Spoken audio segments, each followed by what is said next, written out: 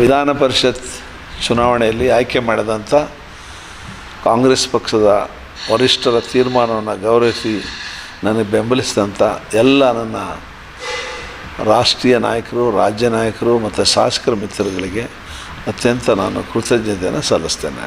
Sir, ಈ ಸಂದರ್ಭದಲ್ಲಿ ನಮ್ಮ ತವರು ಮಳವಳ್ಳಿ ಕ್ಷೇತ್ರ ಏನು ಹೇಳಕ್ಕೆ ಇಷ್ಟಪಡ್ತೀರಾ?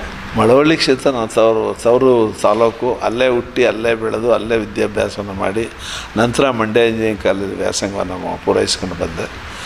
ಶಿವಣ್ಣ ಅಂದರೆ ಮಳವಳ್ಳಿ ಶಿವಣ್ಣ ಅಂತಲೇ ನಾನು BS ಶಿವಣ್ಣ ಅನ್ನೋಕ್ಕಿಂತ ಮಳವಳ್ಳಿ ಶಿವಣ್ಣ ಅಂತ ಹೆಚ್ಚು ಪ್ರಚಲಿತ ಆಗಿರೋದ್ರಿಂದ ಮಳವಳ್ಳಿ ತಾಲೂಕು ನನಗೂ ನನ್ನ ಹುಟ್ಟು ತಾಲೂಕು, ಅದಕ್ಕೂ ನನಗೆ ಭಾವನಾತ್ಮಕವಾದ ಅವಿನಾಭಾವ ಸಂಬಂಧ. ಅದನ್ನು ಯಾರೂ ಅಳಿಸೋಕ್ಕಾಗಲ್ಲ.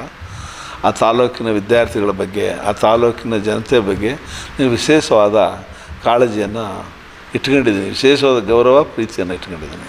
ಆ ತಾಲೂಕು ನನ್ನ ತಾಲೂಕು ಮಾದರಿ ತಾಲೂಕು ಆಗಬೇಕು ಅನ್ನೋ ನನ್ನ ಒಂದು ಕನಸು.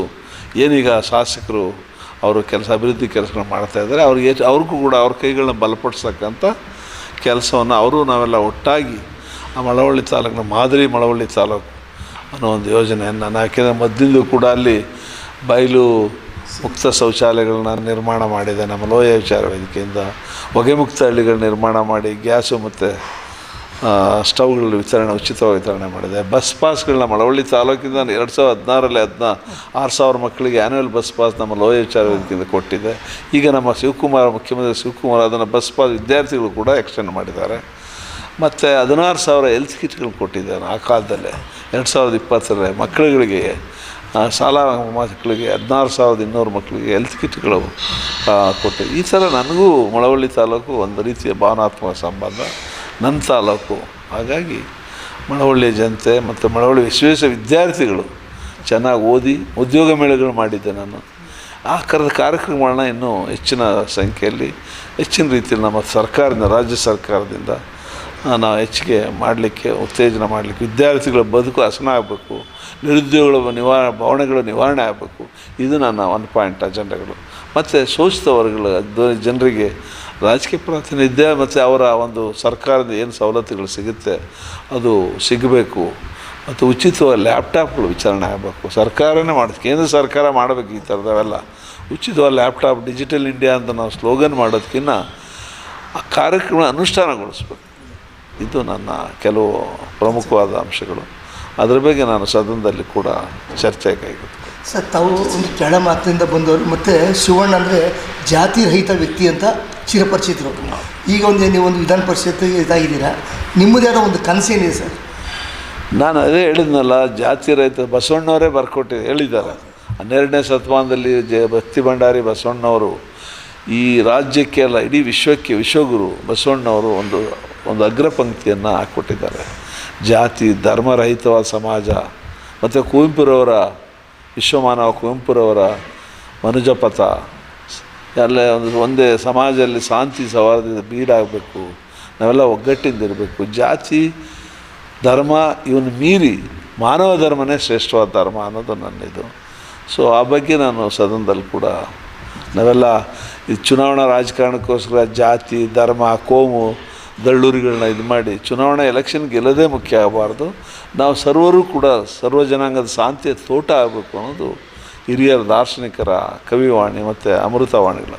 ಅದನ್ನು ನಿಟ್ಟಿನಲ್ಲಿ ನಾವೆಲ್ಲರೂ ಪರಸ್ಪರ ಅನ್ಯೋನ್ಯತೆ ಸಾಮರಸ್ಯದಿಂದ ಬದುಕಬೇಕು. ನಾವೆಲ್ಲ ಒಗ್ಗಟ್ಟಿನ ಪ್ರದರ್ಶನ ಮಾಡಬೇಕು. ನಮ್ಮ ವಿಶೇಷವಾಗಿ ನಮ್ಮ ಯುವಜನರ ನಿರುದ್ಯೋಗದ ಭಾವನೆ ನಿವಾರಣೆ ಮಾಡಲಿಕ್ಕೆ ಸರ್ಕಾರಗಳು ಪ್ರತಿ ತಾಲೂಕು ಕೇಂದ್ರಗಳು ಉದ್ಯೋಗ ಮೇಳಗಳನ್ನ ಮಾಡಿ ಅವ್ರನ್ನ ಉದ್ಯೋಗಕ್ಕೆ ಕೊಟ್ಟರೆ ನಿಜವೂ ಕೂಡ ಸರ್ಕಾರಕ್ಕೆ ಒಂದು ಕಿರೀಟಕ್ಕೆ ಏನು ಪಂಚ ಗ್ಯಾರಂಟಿಗಳ ಯೋಜನೆಗಳ ಮೂಲಕ ಇಡೀ ಪ್ರಪಂಚದಲ್ಲಿ ಯಾರೂ ಚುನಾಯಿತ ಸರ್ಕಾರ ಅನುಷ್ಠಾನ ಮಾಡದೇ ಇರತಕ್ಕಂಥ ಯೋಜನೆಗಳನ್ನು ಸಿದ್ದರಾಮಯ್ಯನವ್ರ ನೇತೃತ್ವದ ಕಾಂಗ್ರೆಸ್ ಸರ್ಕಾರ ಮಾಡಿದೆ. ಅದನ್ನು ನಮ್ಮ DK ಶಿವಕುಮಾರ್ ನೇತೃತ್ವದ ಸರ್ಕಾರ ಮುಂದುವರಿಸ್ಕೊಂಡು ಹೋಗುತ್ತೆ. ಈ ಥರದ ಪಂಚ ಗ್ಯಾರಂಟಿ ಯೋಜನೆಗಳ ಜೊತೆಗೆ ಇನ್ನೂ ಅನೇಕ ಜನಪರ ಯೋಜನೆಗಳನ್ನು ನಮ್ಮ ಸರ್ಕಾರ ಮಾಡಲಿ ಅಂತ ನಾನು ಹಾರೈಸ್ತೀನಿ. ಸರ್ಕಾರದ ಎಲ್ಲ ಕಾರ್ಯಕ್ರಮಗಳನ್ನು ವ್ಯಾಪಕವಾದ ಜನರಿಗೆ ತಲುಪಬೇಕು. ಏನು ಪಂಚ ಗ್ಯಾರಂಟಿಗಳು ಇನ್ನು ದಿವಾಳಿನೇ ಆಗೋಯ್ತೆ ಮಾಡಲ್ಲ, ಬರೀ ಸುಳ್ಳು ಭರವಸೆ ಅಂತ ಏನು ಅಪಪ್ರಚಾರ ಮಾಡಿದ್ರು, ಅದಕ್ಕೆಲ್ಲ ಪ್ರತ್ಯುತ್ತರವನ್ನು ಯೋಜನೆ ಯಶಸ್ವಿಯಾಗಿ ಅನುಷ್ಠಾನಗೊಳಿಸೋದ್ರ ಮೂಲಕ ಪ್ರತ್ಯುತ್ತರವನ್ನು ಸಿದ್ದರಾಮಯ್ಯ ನೇತೃತ್ವ ಸರ್ಕಾರ ಮತ್ತು DK ಶಿವಕುಮಾರ್ ನೇತೃತ್ವ ಸರ್ಕಾರ ಕೊಟ್ಟಿದೆ. ಆ ಯೋಜನೆಗಳು ಅರ್ಹರಿಗೆ ತಲುಪಬೇಕು ಅನ್ನೋದು ನನ್ನ ಸದುದ್ದೇಶ. ಒಟ್ಟಾರೆ ಮುಂದಿನ ದಿನಗಳಲ್ಲಿ ವಿಧಾನ ಪರಿಷತ್ತಲ್ಲಿ ಶೋಷಿತ ಒಂದು ಧ್ವನಿಯಾಗಿ ನಿಂತ್ಕೊಂತಾರೆ ಶಿವಣ್ಣವರು. ಶೋಷಿತ ವರ್ಗಗಳ ಧ್ವನಿಯಾಗಿ, ವಿದ್ಯಾರ್ಥಿಗಳ ಧ್ವನಿಯಾಗಿ, ಅಹಿಂದ ವರ್ಗಗಳು, ರೈತರು, ಮಹಿಳೆಯರು, ವಿದ್ಯಾರ್ಥಿಗಳ ಪರವಾಗಿ ಯಾವಾಗಲೂ ನನ್ನದು ಕಾನ್ಸೆಪ್ಟೇ ಅದು.